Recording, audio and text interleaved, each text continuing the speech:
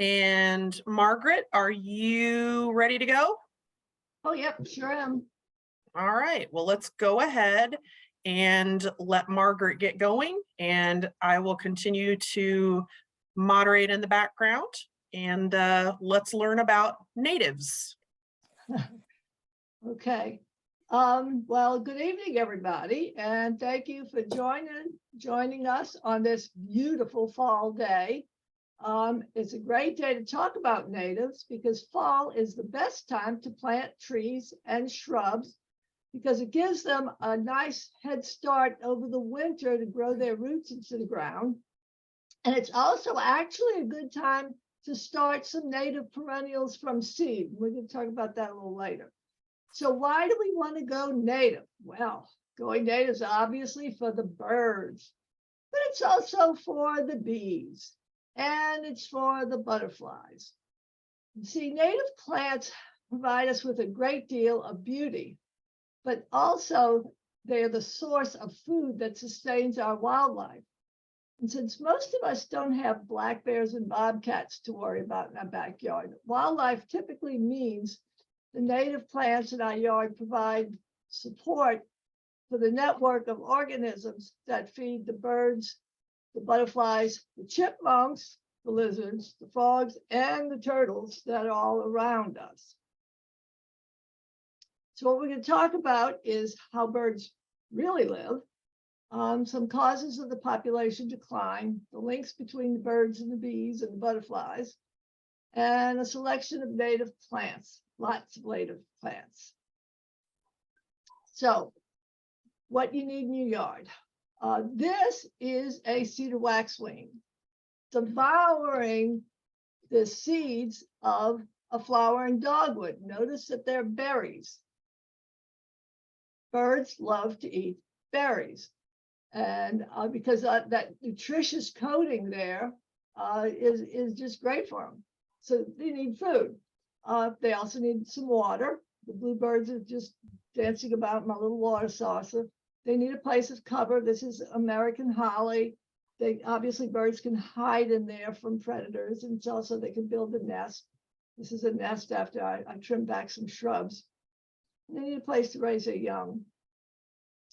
Food's the main source, but you know, a lot of us put out seed feeders and suet for birds, but when we do that, we're only feeding the adult birds. These little delicate necks on these baby birds, you can't go cramming seeds down their throat. They put soft food in their throats, mostly insects, but mostly caterpillars, because that's what you have to feed the baby birds is soft food, primarily caterpillars. So much so that 96% of birds feed their babies caterpillars. Well, look at these numbers. These are crazy numbers. 390 to 570 caterpillars a day. Can you find that many in your yard in a day? Yeah, well, I can't find them, but I know they're out there. I know they're out there because I've got a backyard full of oak trees, and that's where those caterpillars are. Now, if you've ever sat under an oak tree, you don't have caterpillars raining down on your head. But, and the reason you don't is because the birds are up there grabbing them up and feeding them to their babies. So, you know, these big numbers, these caterpillars aren't coming off of the little bitty, you know, milkweed plant you have, that little 2-foot tall milkweed plant. You're coming off of these 50 to 70-foot tall oaks and cherry trees and tulip poplars and all of those kind of trees. Oh, I'm sorry, they're tulip trees. They're not called tulip poplars anymore. But they're coming off of the big trees. That's where they're coming from. But they're not coming so much anymore. We've lost a lot of birds. Primarily, we've lost these birds from habitat loss. That means that every time they go to put in a subdivision, they knock down a forest, clear cut, put in the houses, and then they plant little saplings, trees, to substitute in for these 50-foot tall trees that they just knocked down. It's just no substitute. I mean, you can put up a bird feeder, but you're not going to be able to substitute in for all of the caterpillars that were lost out of that gigantic oak tree. One oak tree can support over 500 and some odd species of Lepidoptera. Now, Lepidoptera is a nice, fancy scientific name for species of butterflies and moths, all that reproduce with caterpillars. This is what a typical southern landscape looks like to a bird. You got your azaleas and your camellias and your lauripelums and your geraniums and, I'm sorry, gardenias and lawn. Now, what's a bird going to eat out of that? Yeah, not so much. There's no caterpillars at all. Not too many bugs. Now you may say, well, my azaleas have spider mites. Well, those spider mites came in as invasive insects with the azaleas. And so did the scale that's on your camellias. And the other bugs that infect these are all invasive insects that came in with them. And I'm not busting on your property because quite honestly, I took these pictures on my property. I bought my house 5 years ago, and this is the foundation planting around my house. None of these are invasive plants, so I have not ripped them out. Plants I found here that were invasive are gone, okay? But when a bird looks at this, what they actually see is this. There's nothing for them to eat. It's just a desert, okay? So what we have to do is not be afraid of insects. We can't, oops, sorry, too fast. Can't be afraid of a few bugs. Less than 1% impact us in a negative way. I'm going to repeat that. 99% of bugs, creepy crawlies, are good. Don't go running screaming every time you see a bug to get a can of poison. We need these insects, okay? They're part of the environment. They feed other animals that are part of the environment. Okay, so what are native plants? Well, they were here before the European settlers, and they occur naturally. Now, here's one little problem. I'm on a seed exchange, and last year we did a seed exchange of native seeds, and some people put mimosa seeds on it because they thought they occurred naturally. Well, invasives, they spring up on their own, but they're not naturally part of the environment. They're invasives. And so sometimes it's really hard to tell the difference between a plant that's part of the natural environment and an invasive. That takes educating yourself. You have to learn that on your own. Or you have somebody whack you on the knuckles who's an environmental Nazi. And they go, did you know that was an invasive? And then you go, oh, I didn't know. Well, now I know. And yeah, it takes that kind of education, but you really do have to educate yourself about the local invasives. So it's a plant that grew up or evolved along with the other organisms in the area. So if we look at a saguaro cactus, that's not native to Georgia. It's native to Arizona.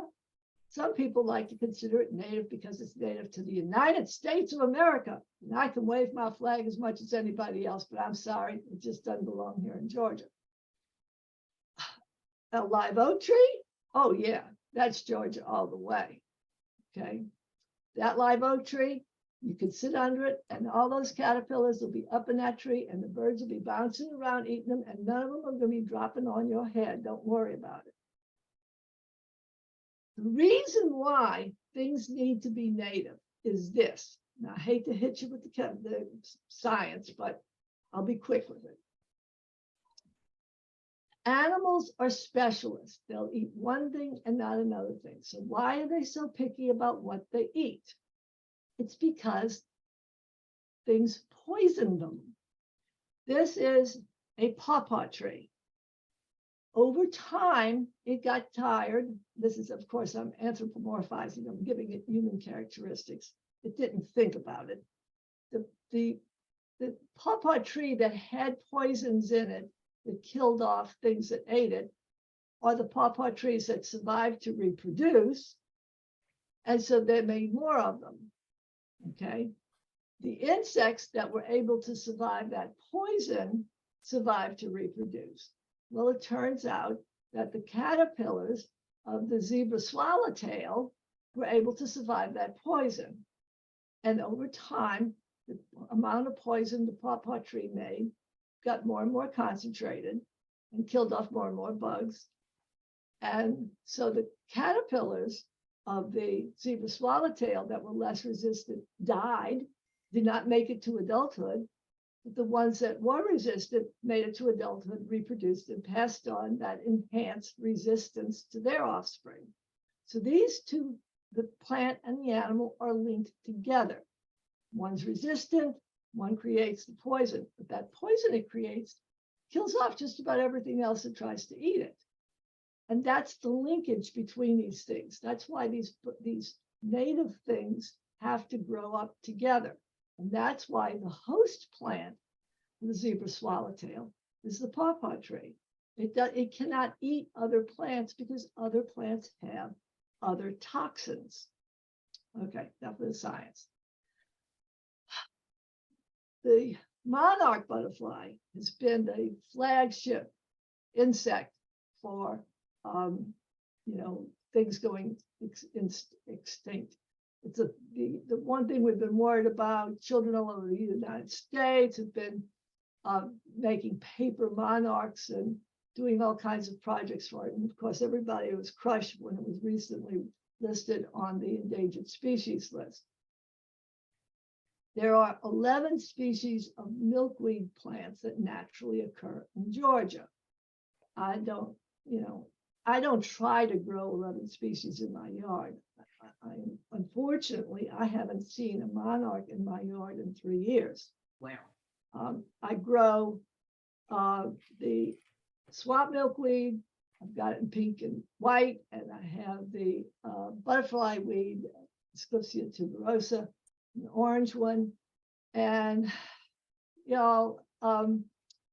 these are the things that we're doing for the monarchs, and the campaign for the monarchs has done a great deal to enlighten people about the problem with the environment and having the proper food for these things. And it's primarily because of the migration of the monarchs. They have to have a food source from their entire migration from Mexico all the way up north, or there are some that winter over in Florida up the East Coast.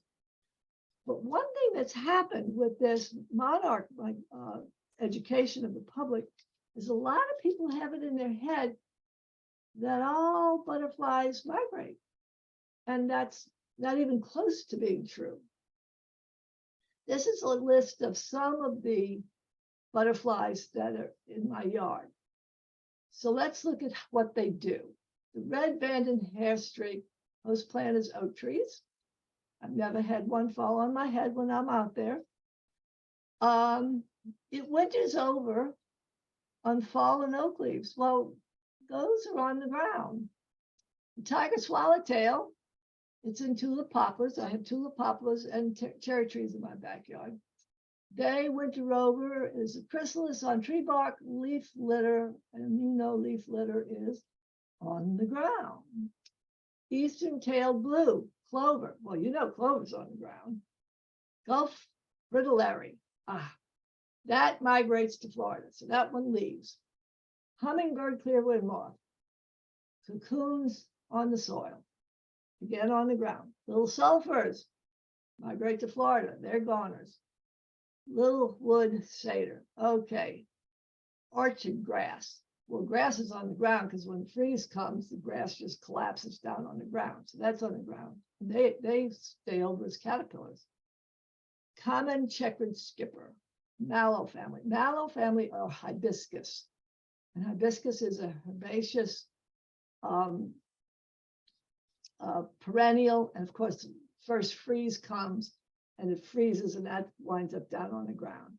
So most of these things wind up on the ground. Now, if you decide to clean up your yard and come along with the lawnmower and mow, you have just chopped up the caterpillars and the whatever chrysalises that are harboring your butterflies for next year. Not a good idea. Or gather up all the leaves and put them in the mulcher to help them decompose quickly. Again, you're chopping up your butterflies. Yeah, leave them on the ground. Leave the leaves. And it does one thing, it insulates your grass. Your grass recovers faster if it's had a layer of leaves on top. The other thing too is you have seen the birds picking through leaf litter. They're looking for something to eat. They're looking for that little caterpillar in there to have something to eat over the winter. Okay. And one thing you might say is, well, how the heck does a caterpillar that with that little squishy soft body, which has got to be a very high content of water, how does it survive the freezing temperatures? Well, they have this stuff in their body called glycerol, which is basically bug antifreeze. They can survive below freezing temperatures without the liquid of their body crystallizing as water, because if their body would do that, it would rupture the cell membranes, and it would be as bad as sticking lettuce in your freezer, and you know what frozen lettuce is like. That's what would happen to them. But they can actually change their body chemistry in preparation for the winter, and they survive the winter in leaf litter as caterpillars and chrysalises, and then in the spring, ta-da, they arise. Now this stick here, this is the stem of a hollow stem plant called bear paws. Now most people don't have that in their yard. I found it in my yard when we moved here. It is a native plant. And you can see the little holes here. Bees hibernate in this hollow stem plant over the winter. The advice is wait 2 weeks after the air temperatures have gone up to 50 degrees so that all the little bees have escaped out of the stems, and then you can go ahead and clean up your yard.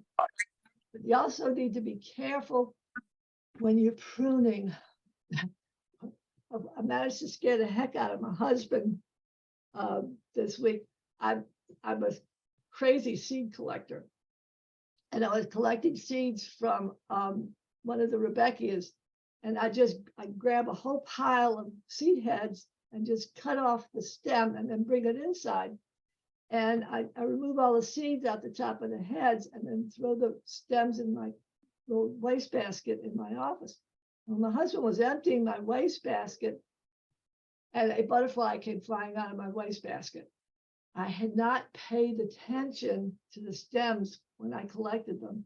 And there was a chrysalis of a Gulf fritillary on one of the stems.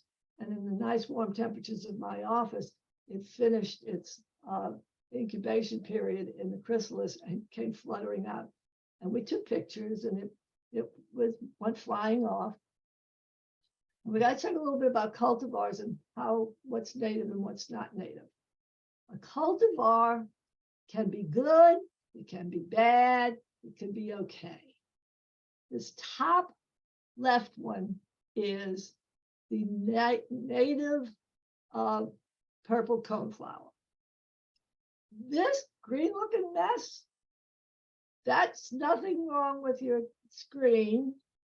The picture was not taken with a filter. That's actually what that plant looks like. I think it's pretty ugly. And quite honestly, so do the insects. They don't like it. The reason they don't like it is they can't recognize it. You know, you go to a restaurant, you look for food you recognize, they don't recognize that. They don't eat it. Now this one down here is also a cultivar. It's called Magnus. It's just got more petals. And so the bugs recognize that one. This one here, however, with all these double petals, what happened when they made this one, all these lovely little things up here that make the pollen, all the anthers, were converted to petals. So this cultivar makes absolutely no pollen, none whatsoever. So if you have no pollen, you're also sterile. which is great for the breeder because the only way you can get more of these is he has to grow them from cuttings, and they're patented, of course, so you have to go to him to get them. But the other thing that happens is if the butterfly comes along and wants some nectar out of the nectary, it's buried. You can't reach it. So this is totally worthless to the environment. So with cultivars, the problem is it needs to be as close to the original as possible. Now, there are some cultivars people call nativars that are actually a variety that has been found in the wild.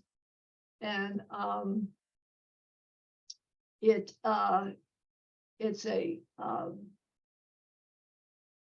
a naturally occurring variety.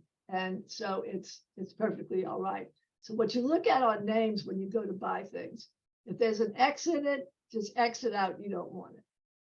If it doesn't have a first and last name is what I call it. This whole thing is called a species.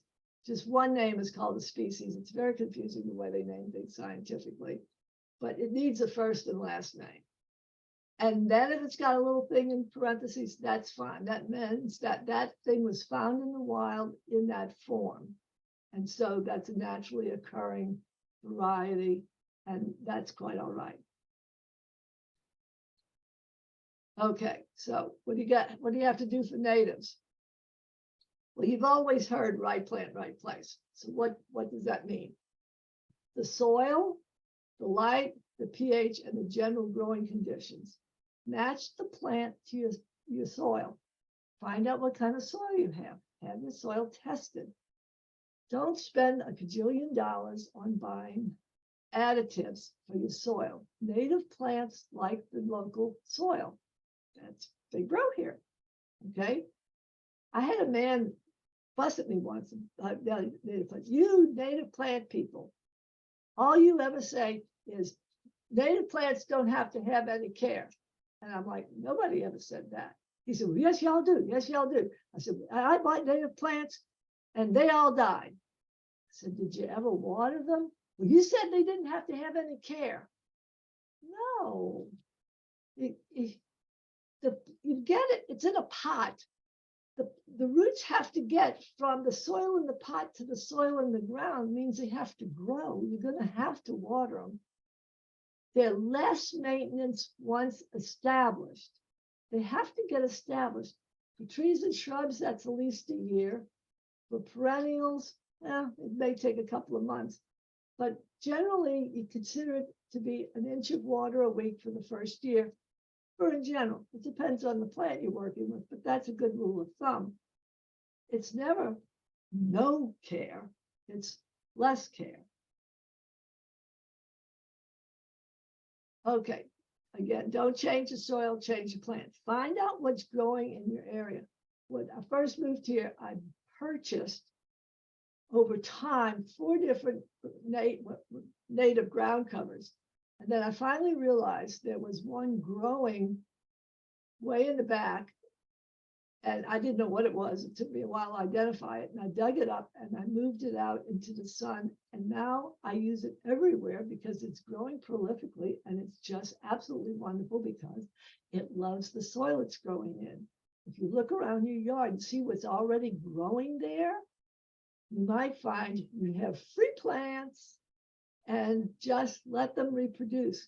Move them around the yard, try different amounts of soil, different amounts of sun, morning sun, evening sun, full sun in the day.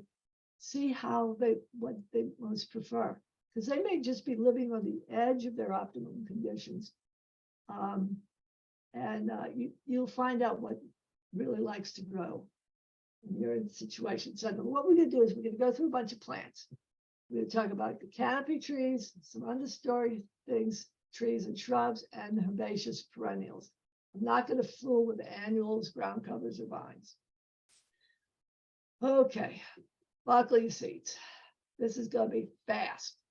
We're going to talk about landscape functions, food for the birds, nesting sites, cover, pollen and nectar, or nectar, food for caterpillars, food for mammals. I'm not so much worried about that. I don't think I'm ever going to lose chipmunks and squirrels. Okay. The super duper, absolutely number one is an oak tree. If you only have $40 to spend on plants, do not go buy a bunch of little flowers. Go buy an oak tree. It is the best thing you can do for your yard. Now, if you have a small piece of property and there's already a bunch of oak trees in your neighborhood and you don't want to go as big as an oak tree, you can buy an understory tree or a couple of shrubs, because in the long run, you're going to get more bang for your buck out of it. And here are some other trees. We'll go through them. Okay. Oh, and also when you're buying a tree, you see this tree? This is at least a $300 tree. But notice what they did. Look at the size of this root ball. And look at the size of the canopy. They have done studies on this. This $300 tree is going to struggle over the next couple of years not to die because of what they did to this root ball. If instead you go and spend $30 on one of these little saplings, at the end of 5 years, when you compare the growth of the little sapling to this tree, the little sapling will be larger than this $300 tree at the end of 5 years. Okay, so do not waste your money on this instantaneous thing, because you're going to be out there watering it every other day, trying to keep it from dying, trying to keep your investment from dying. And it's not going to get any bigger while it's still trying to replace its root system that they chopped off. Buy a little tree. Okay, black cherry, great for birds. The cherries, they like them. And great for butterflies and bees because of all the flowers. Pines, surprisingly, are absolutely great. They support 250 species of butterflies and moths. And locally, we have a bird called the brown-headed nuthatch, which is on the decline because they're non-migratory birds and they live in these pine trees. And people are cutting down pine trees. So their habitat is being lost. And so the little brown-headed nuthatch is on the decline because people are cutting down pine trees. Understory trees. Now, we've got some evergreens here and we got some deciduous. My favorite is this downy serviceberry. And you look at that and you say, well, look, it's got only 4 services when this one up here's got 6. Yeah, but there's some trade-off here. Flowering dogwoods are really hard to get established unless it's naturally occurring in your area. The root systems, you really got to be careful when you buy a dogwood to check the root system. Also, if you have deer, any of these little trees, if you have deer in your area, you have to protect the trunks in the fall because of buck rub. When they're going through their mating season, the bucks rub their antlers against the trunks of saplings and they strip the bark all the way down to the cambium and kill the trees. So you waste your money if you don't protect the trunks of the trees. But the reason why the downy serviceberry is my favorite, besides looking at this incredible spring bloom on it, are these berries. The downy serviceberry is the first one to produce fruit. It produces fruit in July. And these berries, the birds relish. They eat them all up. And so it has this incredible harvest of fruit for the birds very early compared to other things that produce berries. Now, let me explain about these berries, because you know that the holly produces berries, and sweet bay magnolia produces berry, even the eastern red cedar produces berry. All these other things produce berries, but let me show you this. You see this American holly, these berries? You can see them now. You'll see them in December. You'll see them in January. You'll see them in March. Yep, they persist. Any berries that persist, it's like putting out a bowl of candy when you got a children's party. And at the end of the party, the bowl of candy is still there. I just got to tell you, those kids didn't like that candy. These berries that persist, that means the birds don't really like them that much. Yeah, they'll eat them if they're desperate, if there's nothing else to eat. But berries that persist are the berries that are the ones the birds eat as a last resort. So given a choice, get this service berries. Now, Washington hawthorn, great tree. Look at the bloom on that. And the berries are fabulous. My caution for hawthorns, 3-inch thorns. You don't want your little child or grandchild trying to climb this tree. 3-inch thorns are no jokes. So be very careful about this, but the bees go crazy over this thing. Okay, shrubs. We've got evergreens, we've got deciduous. And so you can choose between what you want for, if you're going to do foundation planting, or you're going to do a hedgerow, or you just want to, a little walkway into the forest. With the evergreens, you've got inkberries make a nice short hedge. You can put these in front of your house. The one thing they do have is they have rhizomes, which means they can put out these underground runners and sprout more, which makes a good hedge, but you do have to do a little maintenance, knowing some may sprout out someplace where you don't want it, and now you got to go cut it off. But I mean, it's a shrub. It's not going to grow overnight and do that. So you can be aware of that. And they do make berries that the birds eat, but they're dioecious, which means they have boy shrubs and they have girl shrubs. And the berries only occur on the female shrubs. So some nurseries can tell you whether or not you have a female or male shrub when it flowers. Because you can tell the difference when looking at the flower. But others, you just buy the shrub and you take your chances. So, you need at least one male shrub to have the pollen in there to pollinate the female shrubs to get any berries on them. Great laurels are just absolutely gorgeous. I would love to have one, but I don't. Let's go to the next one. Okay, coralberry. I have a couple of coral berries. The deer will browse on this a little bit. I put mine in a little courtyard area where they can't get to it. Semi-evergreen, mine really are not. No, they lose their leaves, honestly. Mountain laurel is also beautiful, but mountain laurel, it's part sun. You're not going to put this out in full sun. It's part sun, but it blooms June and July, and they're absolutely gorgeous plants. Deciduous. This is arrowwood. It's southern arrowwood, Viburnum dentinum. It's supposed to have rhizomes. I have one, and it's never put out a runner at all, but the berries are terrific. And then this is farkleberry.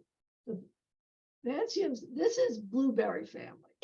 And I just, the different names for these are just hysterical. There's, of course, with blueberries, you've heard of high bush and low bush. But then they have sparkleberry and farkleberry. I don't know the difference, but they're all blueberries. Blueberries make great shrubs. You don't have to just have like a place where you grow food only and put them in the food growing area. You can actually have shrubs of this that, growing on your fence line, but they are deciduous, but they make, the leaves turn a beautiful red in the fall, so they're great. The UGA has a circular 946 is the number at the extension publications. It's circular 946 about growing home garden blueberries. And I highly recommend that. And now we get to the floor. I love these things, violets. And a lot of people freak out when they see violets in their lawn. They should not. This is Viola Soria. It's an excellent ground cover. It is deer resistant. They're much prettier than dyed pine bark. It's a living ground cover. You can grow it underneath your shrubs, and it's better than pine bark because the roots help the rain penetrate the soil instead of the rain floating your pine bark off the garden. But the best thing of all about the violets is that they're the first bloomers in the spring. And in the spring, when the queen bees are coming out of the ground, you know, it's 50 degrees outside, they're coming out, they're hungry. They get their pollen to eat from the violets. This is their first meal. So leave the violets, provide, if you don't like them where they are, let's dig them up, move them to under your shrubs. And so you can provide the bees with their first meal in the spring. And they're pretty. And by the way, that's all edible. I've never tried it myself, but the French take the blossoms and they candy them. And then they put them on top of chocolates. So you can consider yourself a gourmet or gourmand. Yeah, candy the violet flowers and put it on over a chunk of chocolate. Okay, now brace yourself. This is going to be new for you. Bee lawns. You realize that all of these things I'm telling you about, you can't be spraying poisons all over everything. If you're spraying poisons all over everything, you're poisoning the pollen and the nectar. And so you're trying to support the wildlife, and you go, wildlife, that's a bee. Yeah, it's wildlife. And we don't want to poison everything. But if you've got a lawn that's just sitting out there and it's all centipede or all zoysia, you're not feeding anything with it. Well, if you stop spraying broadleaf herbicide on your lawn, which is a poison, that poison will stop going down into the soil and trickling over to your garden. And you can get some of these things growing. They won't all grow. My lawn has some self-heal in it, some sneezeweed, and trefoil in it. I don't have the rest of these. Oh, I got a couple of violets here and there. That's what my lawn has in it. This is not a picture of my lawn. Oh, I've got some clover too. But these are little plants that are so low that you can cut them with the lawnmower and you haven't heard anything. And yet the bees can come along and eat and your kids can still play on it. So bee lawns, you could be first on your block to have the new highly sophisticated nature-loving bee lawn. So we're in the spring. We just did our violets, okay? Now we're ready for Eastern red columbine. The first day of spring is officially March 21st. The week after March 21st, you can expect to see hummingbirds back at the feeders.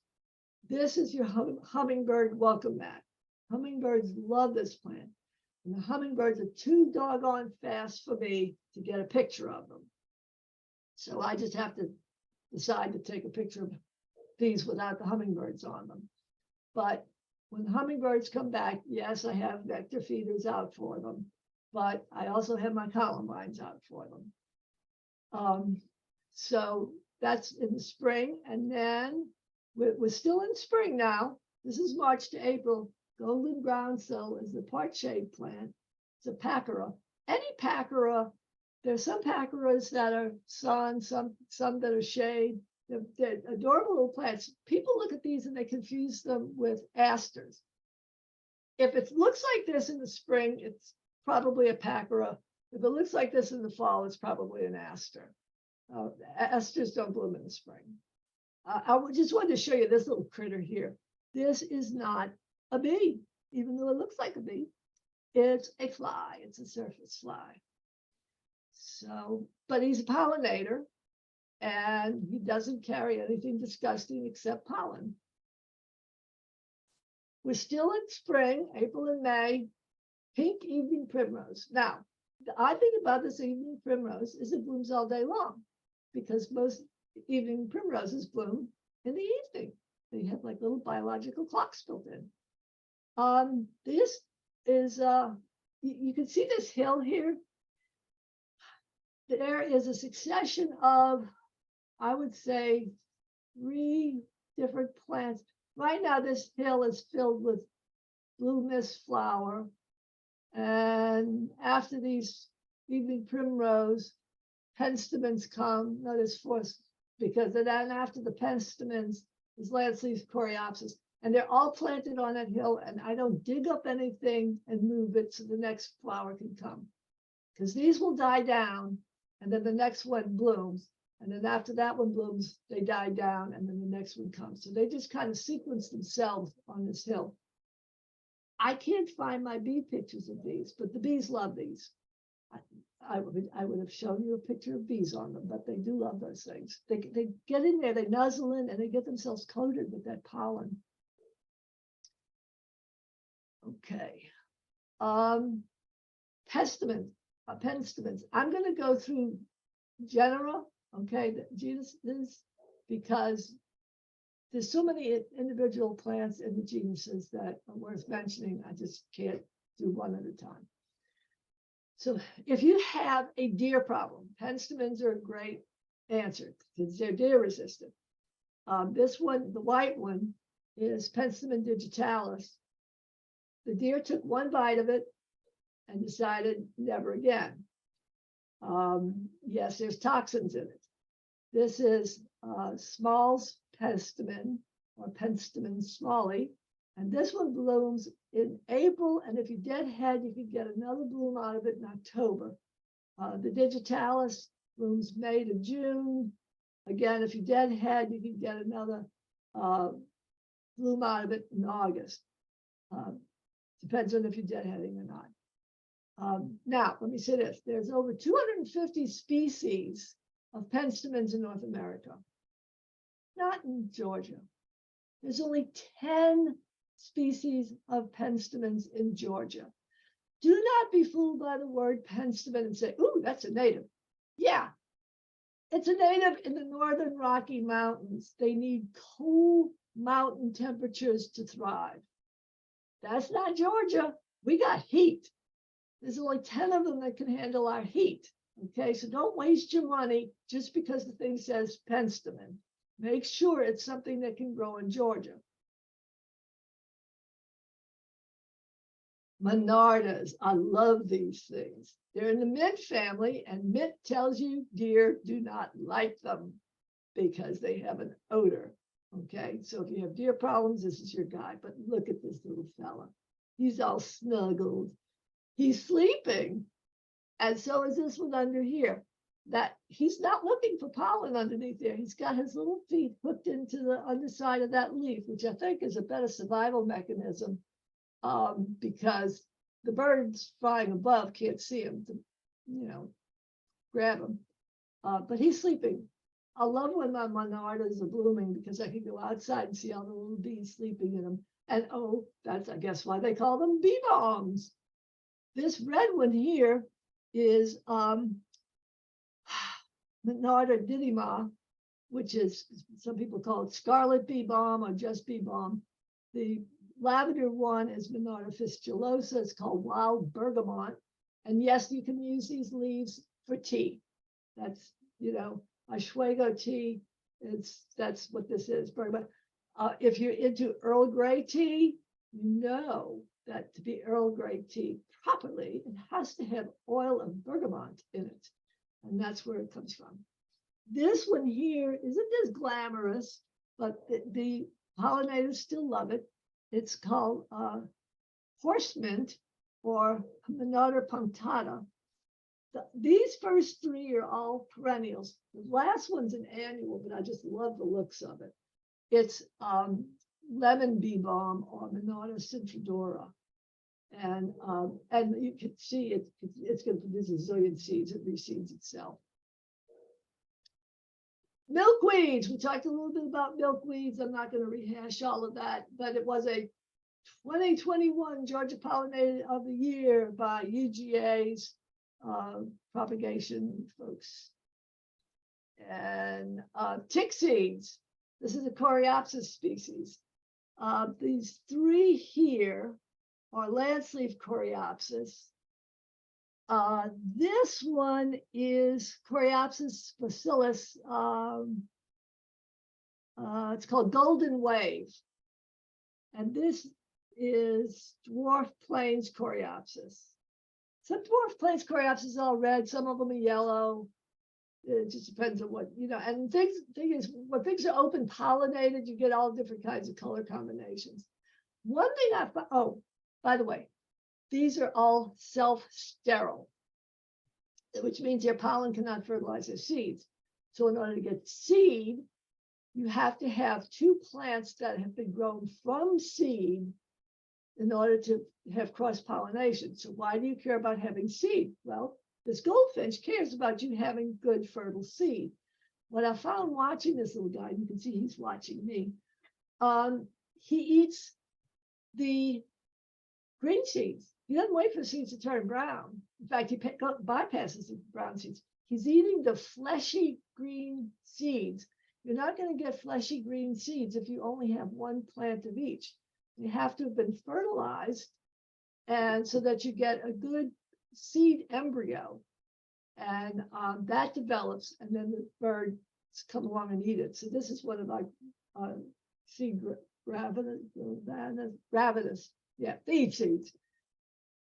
If you have good seed producing plants, you'll have goldfinches all over the place. Okay, Mount Mint, the super duper #1 best pollinator plant. It is not the prettiest plant.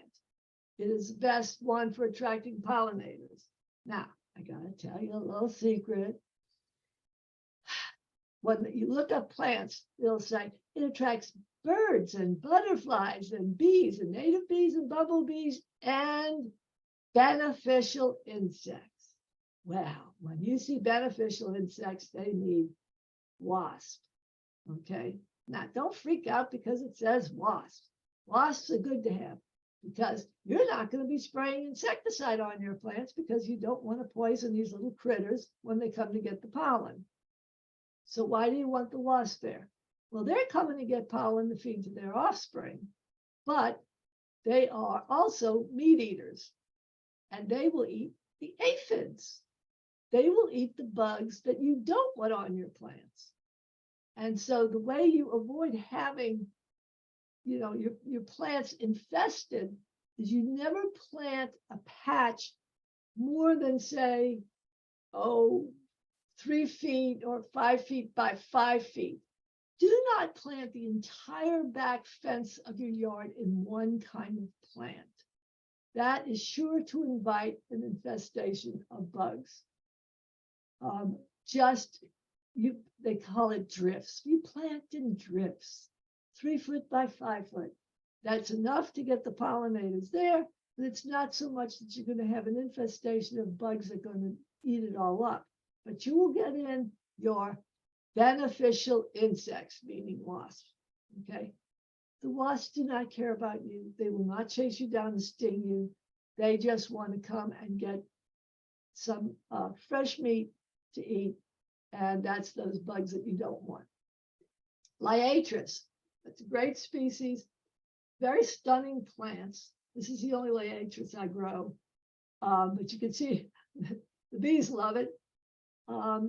There's 5 different Liatris that do well in Georgia, depending on whether you have full sun or part sun or dry soil or whatever. Just look them up and look it up by soil conditions that you have. They're all purple except for one. It's called pink scale, and obviously it has pink little flowers instead of purple flowers, but the rest are all purple. Cardinal flower. Now, there are some people who say they can't grow cardinal flower. I will tell you the number one thing you should not do with cardinal flower, and it goes against the grain. As gardeners, we want to mulch. We want to mulch everything. We want to mulch to retain moisture in the soil. The problem is cardinal flower has a basal rosette. That means at the soil level, it has a layer of leaves that are close to the ground. Sorry, yeah, leaves. And these leaves cannot stand to be covered over in winter. They need to be exposed to the sunlight because they're still photosynthesizing during the winter. And if you cover them over, there's a chance that your cardinal flower will rot. And it's not a long-lived plant anyway. It might live 3-4 years. But if you cover that over that basal rosette, you are going to hasten the death of this plant. You have to let that basal rosette exposed in the winter and not mulch it. And that's true of other lobelias. If you have a blue lobelia, do not mulch the basal rosettes in the winter. And it's hard to remember that, quite honestly. I've been caught myself doing it. After I take care of my winter garden, I have to go back out and clear off the leaves off of my cardinal flowers. But this plant is a real showstopper, and hummingbirds. My favorite is hummingbirds. I plant for hummingbirds. Hummingbirds absolutely love this plant. Sages, again, mint family, deer do not like them. Now, I have one concession on this slide, is this one here. This is not a native. It's native to South America. It's called black and blue sage. You can see why it's black and blue. I only include it because the hummingbirds love it. It's, as far as the hummingbird's concerned, it's native because it's native to where they migrate from. So they use it, but it's not native to Georgia. It does grow well here though. It's the only non-native plant I have in all of this. This you probably find in your backyard. I think it's a weed. This is called Salvia lyrata or lyre leaf sage. This is what the leaves look like in the winter. It's a basal rosette growing flat on the ground, but it's evergreen, which means it's a pretty good ground cover. In the summer, you don't have this light green versus red veining. The whole thing is dark green. And in the spring, it puts out this little spike of the flowers, and hummingbirds love it. Blue sage, this is also called azure blue sage. I have a love-hate relationship with this thing. Some of my plants flower, some of them don't. I have no explanation as to why. I love the look of the flower, but you know, I cannot figure this one out yet. This plant I absolutely love, which is scarlet sage. This is Salvia cochina. It blooms, it's an annual, but it will self-seed. But it blooms from June to October if you deadhead it. And it's just a terrific little plant. You see this bee down here? You can see its mouth part. He cannot shove his fat little body into that blossom. So he's breaking a hole in the back of the flower in order to suck the nectar out. It's called nectar robbing. They are sneaky little guys. Okay, Rebeckias. These are all of the black-eyed Susan's coneflowers. This is the tallest one. I don't highly recommend it. This is Rebeckia lanceolata, cutleaf coneflower. The center is green. The center of the flower is green. The deer will eat the blossoms. But this is a part of my house, and it's raised there. There's a crawl space under it. So this plant here is about 8 foot tall. And obviously it has to be staked or it flops over. And so that's kind of annoying. This one here is Rebeckia fulgida, Goldstrom. Again, this is a cultivar, you could call it a nativar. The Goldstrom was discovered probably in the 1930s, and it's been grown ever since. This is Rebeckia hirta, gorgeous flower. This one is another cultivar or native. It's called Indian Summer. The problem with this plant is it's a biennial. You get the rosette one year, flowers the next, goes to seed, plant to seed. You know, rosette the next year, flowers the next. So I've been trying to alternate, grab the seeds and plant the seeds on off years so I can get flowers both years, but I just haven't gotten the rhythm of it. The reason why these flowers are so gigantic is it has twice the number of chromosomes as everything else. You know, if you remember biology, we all get a set of chromosomes from mama and a set from daddy, so we are 2N, 2 times the number. Plants don't have to adhere to that. This is a 4N plant, and hence these gigantic blossoms. And these little flowers here, this is brown-eyed Susan or Rebecca triloba, and it can grow to 10 to not 10, but it'll grow to 5 feet tall, and it'll bloom all summer. And I'll love them all because the pollinators love them all. Helianthus.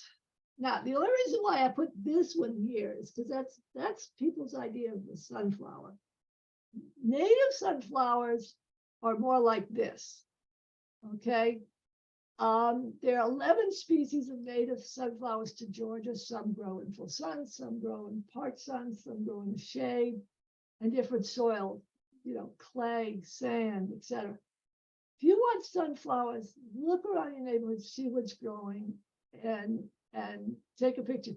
When you take a picture, the underside of the flower, where those little green things are on the flower, that is one way they identify which sunflower it is. That's what you want a picture of. Asters. This is what's blooming now. We're near the end of the year. Okay. I don't even know where I am. Oh, I'm on a minute. Okay, this is New England asters up here. I haven't identified this purple aster yet. I don't know what it is, but I really like the combination of the purple aster with the white. The bees love the asters. This white aster I found growing in my backyard. You will see this growing down the side of the highway every place. It's just a wild white aster. There are so many white asters, I haven't been able to key it out. Goldenrods, solidagos, they do not cause hay fever. Ragweed causes hay fever. Ragweed blooms at the same time as goldenrods. Goldenrod gets the blame. There is a goldenrod that was a 2021 Georgia Pollinator Plant of the Year. It's called Downy Goldenrod, which is Solidago petiolaris.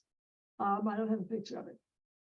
Deer, once in a while, will take a bite out of this one.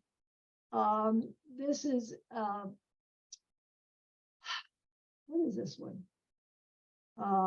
Blue stem goldenrod, and it grows in the shade. And it only gets to be about 2 feet high.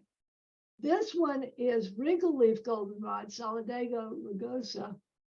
Again, a native bar called fireworks because it looks like exploding fireworks. And these are also self-infertile. I will never get any seed out of that because I only have the one plant. Even if I were to divide it, the 2 plants that I would get from that would be genetically identical and therefore still no seed. And the last one, Loomis flower, which is blooming now. I love this plant. That was back when I got monarchs. And there's a little skipper. Great plant in the fall. And that's the end of that. Now you got to do it yourself. You got to grow some natives. And if you're interested in Georgia Master Gardeners, we have meetings once a month. We are open to everybody. You do not have to be a master gardener. Everyone is welcome. There's no fee to come into our meetings. We have speakers every month. Just come on and join us.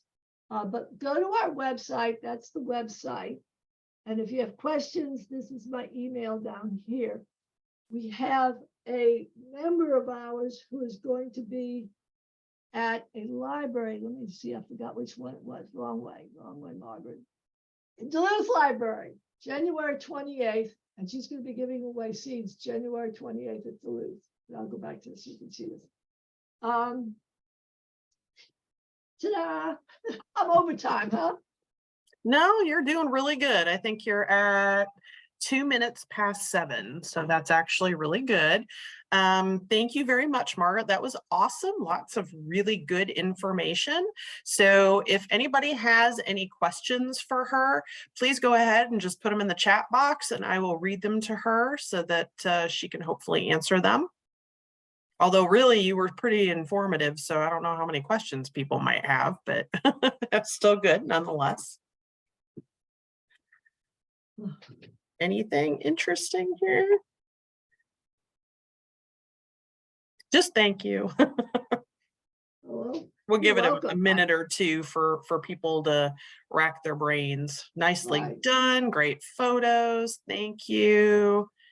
Well, you're We had a very welcome record to turnout come. today. We had a total of, well, not including you, Margaret, 32 people. Woohoo! Very good. That's a classroom. And everybody really seemed to enjoy it. So lots of good information. The question is, where will this be posted? And this is on our Metro Master Gardener YouTube channel. So I record and then usually a day or so after that, hopefully I'll get it up there tomorrow morning, late morning. But it's just Metro Master Gardener. I'll put that in the chat box. Okay. And you can search us on YouTube and then subscribe to the channel. So I try to record everything and get it up there. You'll be able to see that. If you can't find it, just send me an email. You should hopefully know where to find me over at Extension, and I will send you the link. Any recommendations on where to buy natives? That's a good question. Any recommendations, Margaret? Well, the thing about buying native plants is very difficult. If you go to the Georgia Native Plant Society website, and they have a list of nurseries. And that's actually the safest way of getting a plant that hasn't been soaked in chemicals. There was a recent study nationwide of things like milkweeds that have been grown by large farms and sold to big box stores and tagged grown without pesticides. And they were chemically tested to see if they had pesticides on them. And yeah, 80% of them had pesticides and some as many as 15 pesticides on them. And the thing is, like I told you, don't plant your whole back fence of one kind of plant because you will get a slew of insects coming to eat it. Well, can you imagine being a commercial grower and growing row after row after row of the same kind of plant? They're going to get inundated with insects that are going to eat that kind of plant. I feel for them, quite honestly. I don't know how they can sustain a business growing plants without using insecticides, without having human beings out there continuously killing bugs, or having them greenhouse grown, which is crazy expensive, but still you have to have someone in there because the bugs get into the greenhouse, and having them at a price that we're willing to pay. You know, because I mean, if a plant that used to cost you $6.95 is now $35, you'd say, oh, this is ridiculous. I'm not going to pay it. So I think growers are between a rock and a hard place. So what you really have to go to is the small batch farms, little private places that grow for their own use. And that's where you're going to get the things that don't have the heavy chemicals on them. Because I really don't see how big farms can I don't see how they can do it otherwise. So Yeah, go to Native Plant Society and look at their list. I know there's a native plant place in Lithonia, and I forgot the name of it. It's something gardens. But you'll have to drive. The one in Lithonia, you actually have to phone them and make an appointment. But a lot of them have their inventory online. You can see what they have. I will Okay. add that I know a lot of us know where Growers Outlet is in Loganville, and Yeah. on their milkweed, they do not use any pesticides. So they look a little rough, but they're healthy. And Steve, now that's it. If they look a little rough, then you can trust that that's probably very true. You know, but when it's a perfect plant and there's not anything wrong with it, and then they tell you there's no pesticides used, you got to go, yeah, I'm kind of doubting this. How did it come out so pretty? You know. All right, So, one more. What would be the best type of milkweed to plant in Georgia? the best milkweed, you got to match the milkweed to your soil and your sun condition. Like I said, there's 11 milkweeds out there for you. And 2 weekends ago, I was over on the coast, and I just felt so lighter because I was in the middle of monarch migration, because the monarchs were migrating along the coast going down to Florida. And like I said, I hadn't seen a monarch in my yard in 3 years. But the thing is, you need a milkweed that's actually going to grow in your yard. So that's what's the best one going to be. You just have to check what your soil is. And again, don't go changing the soil, match the plant to your soil. And that's going to take some investigation on your part. Get your soil checked at the extension office. It doesn't cost that much. Lisa, is it still $7? $8. It's 8? Yeah, Yep, that's $8. all price to pay. So to Agreed. not have, gobs of mistakes of spending money on plants that aren't going to work. True.